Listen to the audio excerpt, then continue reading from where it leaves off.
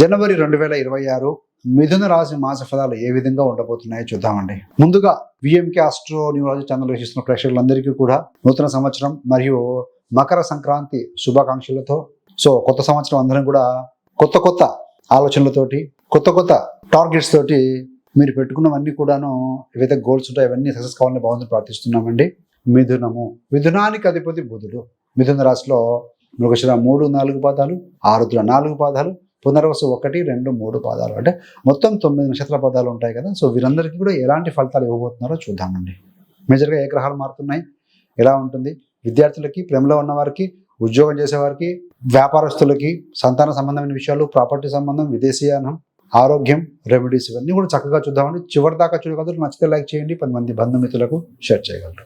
జనవరి మాసంలో ముఖ్యంగా 4 గ్రహాలు మార్పు చెందబోతున్నాయి. జనవరి 13వ తారీఖున ఈ యొక్క శుక్ర గ్రహము మీకు పంచమ విహాధిపతి శుక్రుడు 7వ స్థానం నుండి 8వ స్థానం నుండి మకరానికి వెళ్ళబోతున్నారు. జనవరి 14న రవి మీకు తృతీయాధిపతి అయ్యి ఆయన అష్టమ స్థానం అనేటువంటి ఈ యొక్క మకరానికి వెళ్తాడు. జనవరి 16వ తేదీన కుజుడు అంటే మార్స్ ఎవరైతే ఉన్నారో ఆయన కూడా అష్టమ స్థానానికి వెళ్తాడు. అష్టమమైనా కూడాను మకరం బలమైన స్థానం. మరి జనవరి 17వ తారీఖున బుధుడు కూడా మకరానికి వెళ్తారు. 4 గ్రహాలు వెళ్తుందండి. 13, 14, 16, 17 తేదీలలో.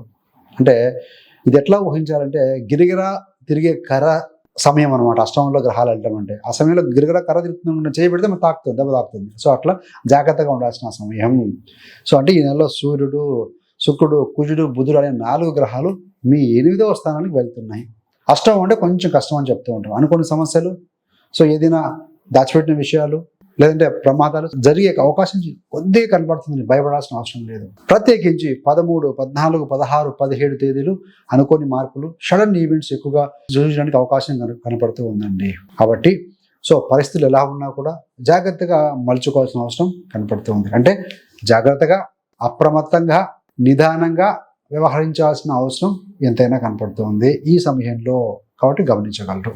మరి మిథున రాశి వారికి సంబంధించి డబ్బులు, ఖర్చులు, కేసులు, లీగల్ విషయాలు, అనూహ్యంగా ఖర్చులు, అంటే అనుకోని సడన్ ఖర్చులు, నష్టాలు, ఫైనాన్షియల్ టెన్షన్స్ కొంచెం వచ్చే ప్రమాదం అయితే ఉందండి. భయపడాల్సిన అవసరం లేదు. మీ యొక్క వ్యక్తిగత జాతకం కూడా దయచేసి చెక్ చేసుకోండి. కావాలని మీరు కోరుకునే కొత్త రిస్కుల్లో పడే అవకాశం ఉంది. కాబట్టి కొత్త వాటిలో మీరు ఎంటర్ అవ్వటము, థర్డ్ పార్టీకి సిగ్నేచర్ లాంటి చేయకండి. సోషల్ మీడియాలో కానీ, వాట్సాప్ ద్వారా, ఫ్రెండ్ సర్కిల్లో, ఫంక్షన్లలో కలిసి ఏర్పడే పరిచయాల ద్వారా వచ్చే లాభదాయక ప్లాన్లపై డౌట్తో చూడాలి మీరు. ఇదేదో బాగుందనిపిస్తుంది స్టార్టింగ్లో, దాని వెనకాల